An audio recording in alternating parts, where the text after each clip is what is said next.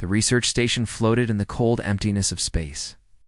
Far from the safety of Earth, it orbited a dying red star, its pale light spilling through the station's tall observation windows like the last glow of a fading fire. Most people on Earth didn't even know this place existed. It was built for one reason only, to study things that could never be studied on the planet. Things too strange, too dangerous, or too impossible for ordinary science. Inside Laboratory 9, Dr. Elias Cade leaned over a microscope. His fingers trembled, not from the chill of the station's recycled air, but from what he was seeing. In the small, circular slide beneath the lens was a drop of human blood, taken from an astronaut who had returned from a deep space mission, or at least it was supposed to be ordinary. But among the red blood cells floated something, else something no human had ever seen before. It was a crystal. Tiny, almost invisible, but sharp-edged and perfect in shape, like it had been carved by a master craftsman. It glimmered faintly, as if it held its own light deep inside. When Elias adjusted the focus, the crystal seemed to shift, almost like it was turning toward him. His heart pounded. It wasn't just sitting there. It was reacting to being watched. He reached for the scanner, bringing up a series of energy readings on the display. His eyes widened.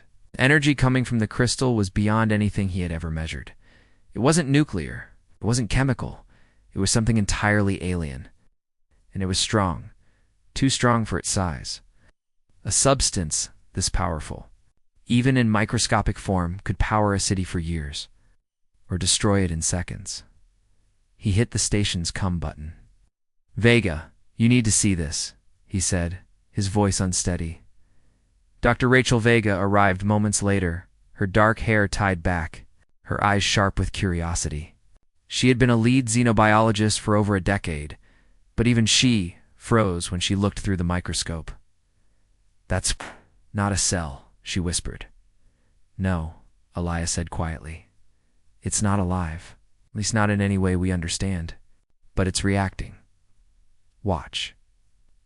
He turned on a narrow beam of light aimed at the slide. The crystal pulsed faintly, as if answering the light. Then the pulse came again, faster this time. Elias and Vega exchanged glances. It wasn't random. It was a pattern. Before they could record the sequence, a sharp alarm echoed through the lab. The station's AI spoke in a calm but urgent tone. "Unidentified vessel approaching. Distance, 2 million kilometers, and closing fast." Vega frowned. No one scheduled to arrive for weeks. Elias turned back to the crystal. The pulses had stopped. It was motionless again, but he could swear its faint glow had grown brighter. They hurried to the command deck, where the station commander stood over the holodisplay. A single ship appeared on the screen, moving faster than anything human built. Its hull was black, shaped like a blade, cutting through the void. No identification signal, no response to hails. "Is it one of ours?" Vega asked. The commander shook his head slowly. "That's not human." The vessel transmitted a single repeating signal, a sequence of alien sounds. The station's AI translated it into one word: return. "Return what?" Elias asked, but deep down he already knew. The commander turned to him. "What were you working on?" "Blood samples," Elias admitted. "From the Orpheus mission, one drop. Contained something." The alien ship fired a warning shot, a beam of white energy that passed close enough to make the station shudder. The commander's voice dropped low. "Whatever you found, they want it. And if they came all the way here, they'll kill to get it." Elias felt the weight of the crystal's secret pressing down on him. This was no ordinary discovery.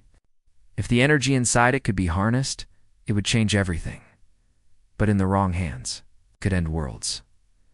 The alien signal repeated again and again, echoing in the silence of space. Return, return. And for the first time in his life, Elias Cade wished he had never looked into that microscope. The alien vessel drew closer, its black hole swallowing the light of the dying star. It moved with a precision that no human ship could match, turning and angling as if it already knew every defensive move the station might make. On the command deck, the tension was like a living thing. Officers worked their stations in silence, glancing nervously at the image of the approaching craft. No one said it out loud, but the truth was clear. This ship was not here for negotiation. The alien signal kept repeating. That same single word. Return. The translation seemed almost too simple for something so ominous. Dr. Vega stood beside Commander Hale, her eyes fixed on the tactical display. "If it's a warning," she said, "it's our last one, Elias." Cade's thoughts were still back in Laboratory 9. He kept picturing the crystal floating in that drop of blood, glowing faintly like a star caught in a grain of sand. It wasn't just some alien artifact. It was aware. That much he was certain of now. And the aliens on that ship, whoever or whatever they were, wanted it back badly enough to cross the void without a word of diplomacy. "Shields up," Commander ordered. The hum of the station's defensive systems rose through the floor. The crew watched as the alien craft slowed, then stopped just outside weapons range. It hovered there for a moment, silent, like a predator studying its prey. Then, without warning, it moved. The first strike was almost invisible, just a thin beam of white light that touched the station's outer ring. There was no explosion, no fire. Instead, the metal simply vanished, sliced clean through, as if it had never existed. One of the external research labs detached from the ring and drifted into space, spinning slowly. Inside that lab were months of experiments and 3 scientists. Their life signals winked out almost instantly. Gasps filled the command deck. Vega gripped the railing in front of her. They didn't miss. It was a message. The commander's jaw tightened. "They're telling us what they can do." He turned to Elias. "What's in that blood sample?" Elias hesitated. "Energy, more than anything I've ever measured. It's not chemical, not nuclear, something older. It reacts to light and maybe even thought." He paused. "If they're here for it, they know exactly what it is." Another beam cut through the station, this time slicing off an unused cargo bay. The alien ship was dissecting the station, piece by piece, testing their defenses. "Commander," one of the tactical officers said, "if they target the core, we're finished." Vega spoke quickly. "We can't fight them. The only thing. What we can do is keep them from getting the crystal. Need to get it away from here." Elias nodded. "If it's in human blood, they might not know who carries it. If we hide it inside someone and send them away, they might still track." The commander interrupted. "But you're right. It's the only chance." He leaned closer to Vega. "You and Cade will take the sample and leave immediately. Get it as far from here as possible." The alien ship fired again, this time hitting closer to the command. Module sparks rained down from a console and the lights flickered. The hum of the shields grew weaker. They didn't have much time. Elias ran to Laboratory 9, his mind racing. The crystal's glow seemed brighter now, as if it could sense the danger.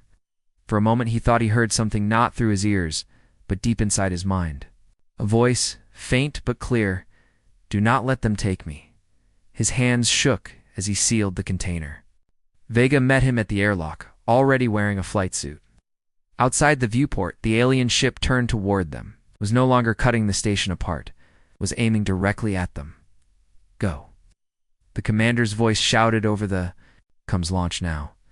The small transport ship detached from the station and fired its engines, heading toward the darkness beyond the dying star. Behind them, the alien vessel shifted course, accelerating in pursuit. The chase had begun. The small transport ship shot forward, its engines screaming as Dr. Rachel Vega gripped the controls. The dying red star shrank behind them, but the shadow of the alien vessel was still there, growing larger in the rear display. It moved like a predator, sliding through space without hesitation. Every shift in its trajectory perfectly calculated to close the distance. Dr. Elias Cade sat behind her, clutching the sealed containment case. Inside, the crystal pulsed faintly, the same slow rhythm it had shown under the microscope. But now, with every beat of light, Elias felt something strange, a faint pressure inside his skull. Like an invisible presence was pressing against his. He tried to ignore it, but it was there, patient and watchful. The ship's warning systems began to shriek. Targeting lock. Vega swore under her breath and swung the vessel into a sharp, evasive roll. A burst of white energy lanced past them, missing by only meters. The blast was so bright it painted the cockpit walls in searing light before fading back into the black of space. "They're toying with us," Vega muttered. "They could have destroyed us already." Elia's voice was tight. "Then why don't?" They want the crystal intact," she said. "They won't risk damaging it. But they will blow us apart the second they know they can take it safely." The alien ship fired again. This time the beam grazed their port engine. The whole craft shuddered, alarms flashing red across the control panel. Vega fought to keep them steady. "We won't outrun them," Elias said.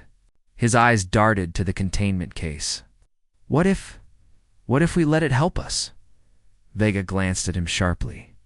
"It's not a person, Cade. It's a weapon. You don't know that?" he shot back. "When I was sealing the case, I heard something in my head. Stress, adrenaline. We don't have time for hallucinations." Another beam fired. This one struck the outer hull. Metal tore away in silence, fragments spinning into the void. Vega's hands were white-knuckled. "On the controls," and Elias felt it again, that voice. Faint, but impossible to ignore. "I can move you." He leaned forward. "Vega, it's speaking to me. It says it can move us." She looked ready to argue, but the next blast hit close enough to shake the cockpit. The oxygen alarms began to wail. They were seconds away from being torn apart. "Do it," she snapped. Elias opened the containment case. The crystal floated inside the small magnetic field, its glow now a blinding white. It pulsed faster, faster, until the light filled the entire cockpit. Elias felt his body go weightless, not from zero gravity, but from something stranger, something deeper. Space itself seemed to twist around them. The alien ship fired again, but the beam never reached them. The space between the transport and the blast folded, bent like glass under heat. And then, in a flash, they were gone. When Vega's vision cleared, the red star was no longer behind them. Instead, an unfamiliar stretch of space stretched in every direction. Distant blue suns shimmered, and a massive gas giant hung nearby. "No sign of the alien ship?" "What just happened?" Vega breathed. Elias stared at the crystal. "It moved us, across light years." Instantly, Vega's relief was short-lived. She turned to look at him and froze. His face was pale, almost translucent, and thin lines of glowing light pulsed just under his skin. His eyes, too, had changed, faintly reflecting the crystal's glow. "Cade," she said slowly, "what did it do to you?" He didn't answer at first. His gaze was fixed far beyond the cockpit glass, as if he could see something no one else could. Then, in a voice not entirely his own, he whispered, "It's not done with us yet." The journey to Earth was silent, but it was not peaceful. Dr. Rachel Vega kept her eyes on the endless starfield ahead, but her thoughts were tangled with questions she didn't want to ask. The crystal was locked back inside its case, but its faint glow still reached across the cabin. Touching every shadow, Dr. Elias Cade sat opposite her, his posture still and unnervingly calm, as if something deep inside him had shifted. His skin still held those faint glowing lines beneath the surface, like roots of light threading through his veins. Every so often she caught him staring at nothing, lips moving silently, as if holding a conversation only he could hear. They entered Earth's orbit without incident. The transport's AI requested clearance for emergency landing at a secure research facility in Alaska, one of the oldest and most secretive labs in human history. Few even knew it existed, hidden beneath mountains of ice and layers of classified authority. When the ship touched down on the landing pad, a group of armed personnel in heavy cold-weather suits surrounded them. They didn't ask questions. They simply took the case containing the crystal and led Vega and Cade inside. The facility's interior was carved directly into the frozen rock. Long metal corridors dimly lit and echoing with their footsteps. The deeper they went, the colder it became. Finally, they entered a vast circular chamber lined with massive data screens and shelves stacked with ancient records. A tall, silver-haired man waited for them at the center of the room. His voice carried the weight of command and secrecy. "You brought it," he said. It was not a question. Vega frowned. "You know what this is?" The man's eyes narrowed slightly. "I've known for a very long time. Far longer than you imagine. Humans are not the first to touch the stars. Long before history began, long before your oldest ancestors walked the earth, there was a war so vast it burned entire galaxies to ash. In that war, a weapon was made. Not a bomb, not a machine. A seed." Cade's head tilted slightly as if hearing something familiar. "The blood seed," he murmured. The man's gaze flicked to him with sudden sharpness. "So it speaks to you?" Vega's pulse quickened. "You're saying this thing was made by aliens? It was made by something older than any alien?" "Race you've met," the man replied. "It was hidden in the safest place imaginable inside a living species that no one would suspect. Humanity was not born by chance. Your DNA was shaped to carry it. Each generation passed it down, sleeping, waiting for the time it would be needed again." Cade's hands tightened on the arms of his chair. "And now it's awake." "Yes," the man said quietly, "'cause the ones it was meant to destroy have returned." The Drukai, Vega said, the name tasting bitter. "They nearly ended life in our galaxy once," the man confirmed. "The blood seed was their doom and their obsession. They have been searching for it ever since. If they get it now, there will be no stopping them." Vega glanced at Cade. His breathing was steady, but his eyes were brighter now, reflecting the crystal's light even though it was still sealed in its case on the table. "It's changing him," she said. "It's choosing him," the man corrected. "The blood seed cannot be activated by force. It bonds with a host. That host becomes more than human, stronger, faster, connected to the seed's full power. But the transformation is dangerous. Many hosts do not survive it." Cade met Vega's gaze, and for a moment she saw something in his expression that was not entirely his own. "It's not just a weapon," he said softly. "It remembers. It has a will." Before the man could answer, alarms blared through the chamber. A red light pulsed along the walls. The AI's voice echoed through the facility. "Unidentified fleet entering Earth orbit. Energy signatures match Drukai warships." The man's voice turned grim. "They've found you, and they won't leave without it." The alarms echoed through the icy corridors like a heartbeat speeding toward panic. Ice. Red warning lights flashed in rhythm, painting the cold steel walls with the color of danger. Dr. Rachel Vega and Dr. Elias Cade followed the silver-haired man. At a run, their footsteps ringing against the metal floor. Above them, the facility shook as shock waves rolled through the frozen earth. Somewhere far overhead, the Drukai fleet was moving into position. When they reached the command center, the screens were already showing the impossible. Dozens of black, blade-shaped Drukai warships were descending into Earth's orbit. They blotted out the sunlight, casting the oceans and continents below into shadow. The largest ship, a monstrous dreadnought, hung directly over the North Pole, its hull lined with strange, glowing patterns that seemed to move like liquid fire. Vega's voice was low but firm. "What's our defense status?" One of the operators answered without looking up. "Earth's planetary shield grid is charging, but it won't hold against that kind of firepower. Estimated breach in 20 minutes, maybe less." Cade stepped closer to the main screen. He could almost feel the weight of the alien ships pressing down on the planet.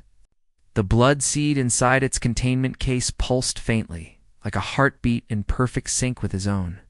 He knew, without anyone telling him, that the Drukai could sense it, that they knew exactly where it was. "They're not here for Earth," Cade said quietly. "They're here for me." The silver-haired man gave him a hard look. "Then you know what that means?" Vega turned on him sharply. "No, we're not sacrificing him. There has to be another way." "There is no other way," the man said, his tone like ice. "The blood seed's full power can only be awakened through its host. Once awakened, it will burn through every cell, every drop of blood, until nothing is left but its energy. And that energy will will destroy the Drukai fleet in a single strike. Cade's hands curled into fists. The thought of dying didn't scare him as much as the strange calm that came with it. It was as if the seed inside him had already made peace with the choice. He could feel it whispering, not in words, but in emotions.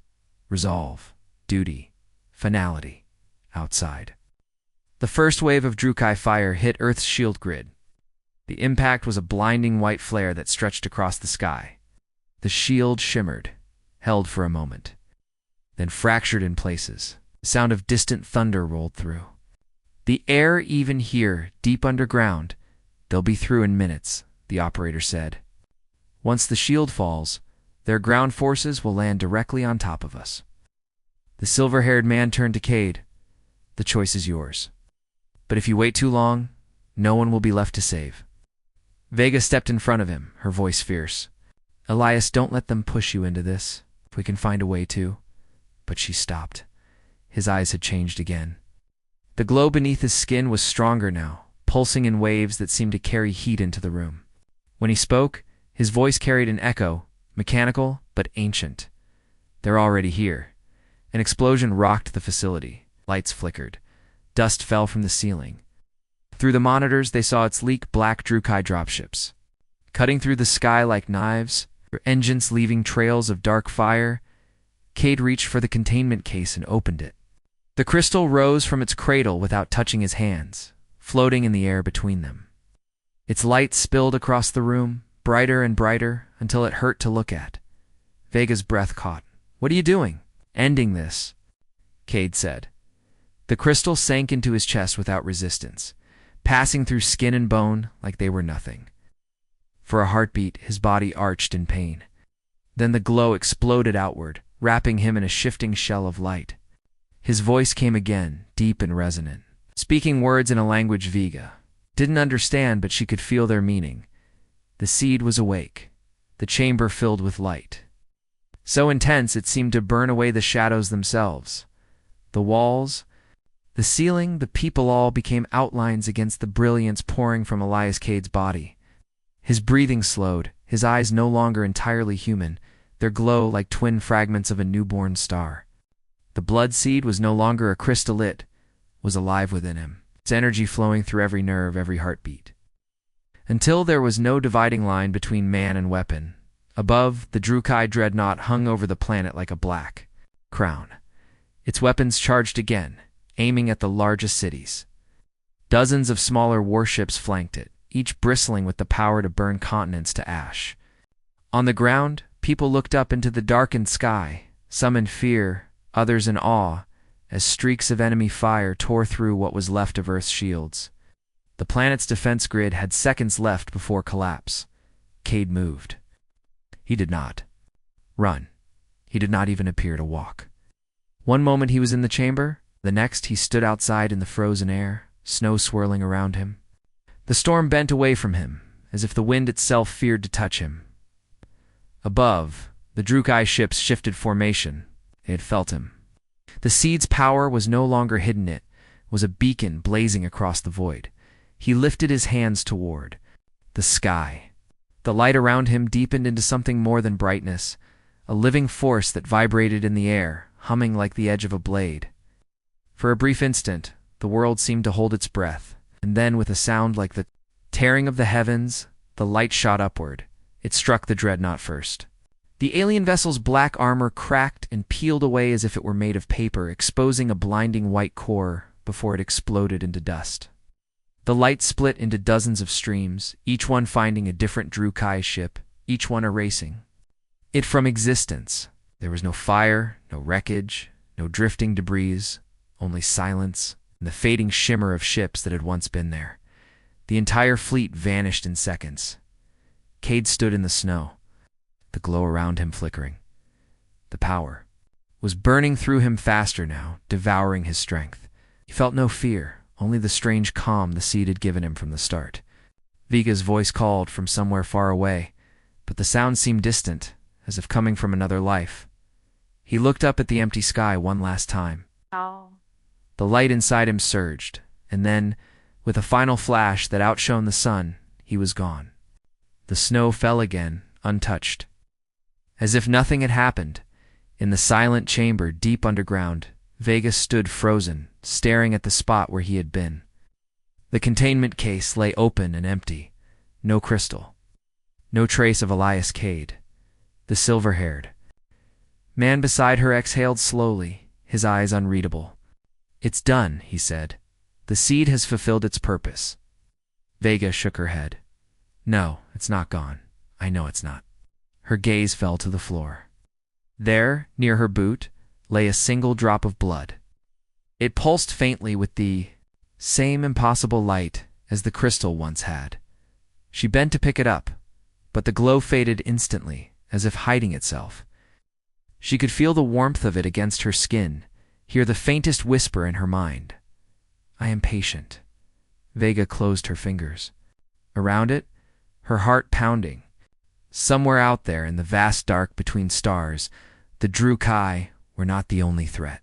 The galaxy was full of predators, and sooner or later, the seed would awaken again.